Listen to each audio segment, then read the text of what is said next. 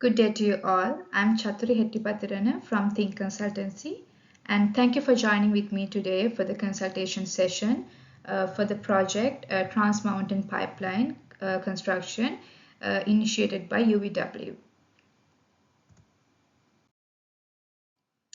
So this is a saying by a famous CEO, Brian France. He's saying all of your stakeholders have to have the right seat at the table and they all have to be successful. It is hard to do, but you have to keep your eye on developing a meaningful relationship where it is beneficial for them. So he's saying that it should be a win-win situation, not a win-lose situation. Then you work backward from there. So why is it so important to have stakeholder engagement? Because it will be really easy to manage and engage them. Then you can easily convert them. Maybe it can be a protester, so you can convert them into advocates or supporters. And you can receive multiple diversified perspectives from stakeholders. You can get their view, and you can have an improved communication between your stakeholders, and you can also have effective resource allocation because you know the priorities of your stakeholders. So moving forward, today we are going to discuss about the identified stakeholders, and according to their level of interest and the power, we have a stakeholder mapping, and then we have an assessment matrix which we discuss their engagement level, and then we propose the actionable engagement plan according to the analysis. So here you find the external stakeholders and the internal stakeholders. So we believe UVW project team and the contractors, they are the internal stakeholders, since we assume that the contractors are internally registered contractors, and then the labor union, the government authorities, the job seekers in the field, and the Canadian public. You might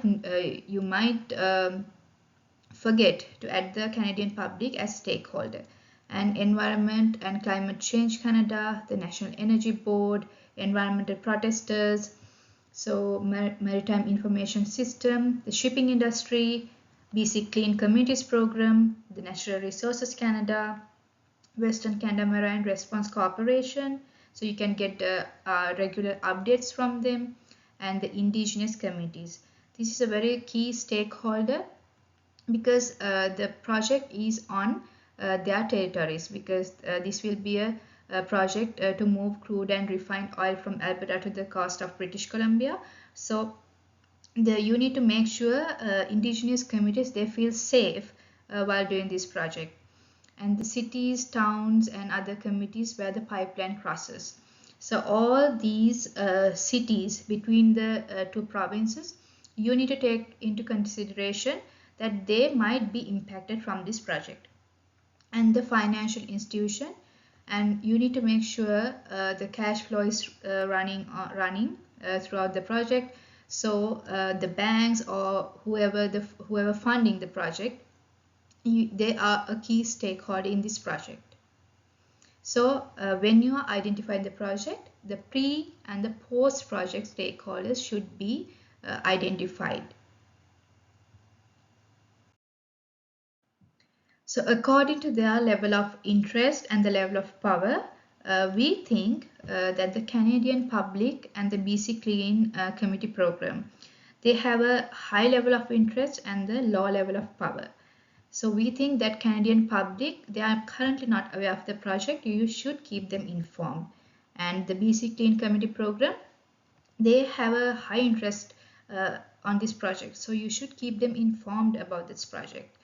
And these are the key stakeholders because they have a high interest and a high power.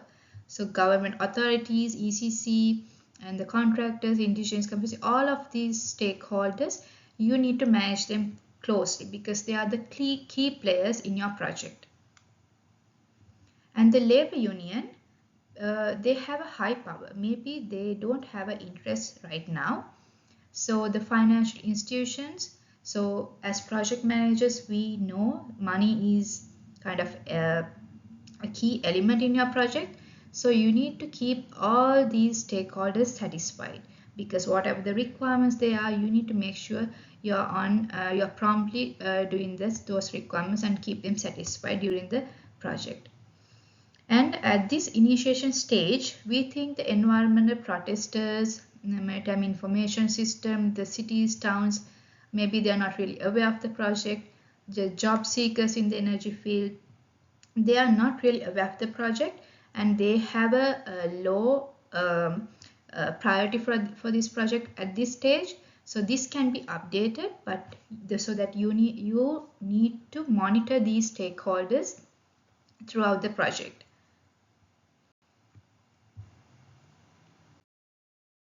Since we map the stakeholders according to their influence and the interest on the project, so we can assess these stakeholders according to their level of engagement. So the government authorities who are key stakeholder, their power and high interest, they are currently in the neutral stage. So you need to get them to a supportive role. And the job seekers in the energy field, they are currently in the unaware stage, and we have to get them to a supportive role. And the contractors, they are a key player, so kindly maybe in the initiation stage they could be a little resistant. Make sure that they are 100% supportive to your project. And the Canadian public, they are currently unaware, but you need to make sure that they are really aware of the project and they are really supportive to the project. And the Environment and ECC, Climate Change Canada, they are a key player in the stakeholder as a stakeholder. So currently they are supportive, but both ECC and the National Energy Board, they should lead the project so that you can finish this project successfully. And the environmental protesters, they could be resistant at this stage. So make sure you have an engagement with them with transparency, so that you get the supportive role, you get the support from these protesters. And the maritime information system, they are currently unaware of the project, but you will need their data, and so that you get support from them. So the shipping industry, they are currently at the neutral stage, but you expect them to support to your project. Then the BC Clean Communities program, they are kindly neutral, and you need to get their supportive. Our desired level of engagement is the supportive role. And the Natural Resources Canada, you need to get the updates of the weather conditions. Currently they are unaware of the project at the initiation stage. You need the supportive role. And Indigenous communities, currently there might be resistance because there's no really transparency, they are not really aware of the project. So you need to come up with a special communication plan when you're dealing with the Indigenous communities, so that you get the 100% support when you're working with the Indigenous communities. And the financial institutions and the other cities, so you need to be aware of their current situation and what you need to according to your desired level of engagement, you need to come up with an engagement plan. So according to the assessment and the mapping of the stakeholders, we suggest that you should come up with actionable engagement plan. So according to the stakeholders, you can have an engagement method and an engagement strategy. So for the government authorities, they are the federal government who awarded the project. So you can have a partnership with them. So regular consultation meetings, the circulars, any project updates would help to have a good communication, would come up with a good communication with them. Then the job seekers in the energy field, they are currently in the unaware stage, and you can have a controlled engagement strategy with them. So you can recruit around 500 employees within this couple of months. So you can have job fairs, recruiters, and maybe through Indeed And the Canadian public, they are currently unaware of the project. So your desired level of engagement is to get to a supportive role. So you can have a controlled engagement strategy using public forums, and you can promote awareness of the project. So you can have town hall meetings or online surveys to get the feedback. Then ECC, it's an external stakeholder with who is a key player. So you have to manage them closely. You can have a partnership with them. Then we suggest to have meetings, newsletters, or maybe some assessments with them. Then the indigenous communities, we need to get them on board to a supportive role, so you can have a partnership with them. Then you can have you need to have respectful engagement methods. So you can have dedicated meetings, and you can have cultural awareness programs, so that everybody in your project teams, they are really aware of these kind of important stakeholders.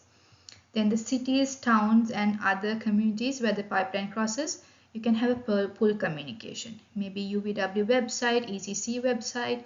You can come up with a different engagement strategy for that.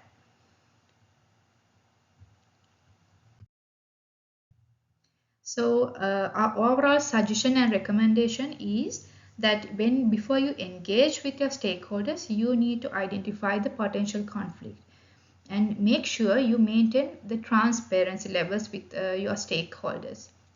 And this stakeholder registry can be regularly updated. So a picture is worth 1,000 words, which means communication is always the key. So make sure you understand the priority of the stakeholders and be transparent with them. So thank you so much for joining with me today. If you have any questions, please feel free to ask us. Thank you so much.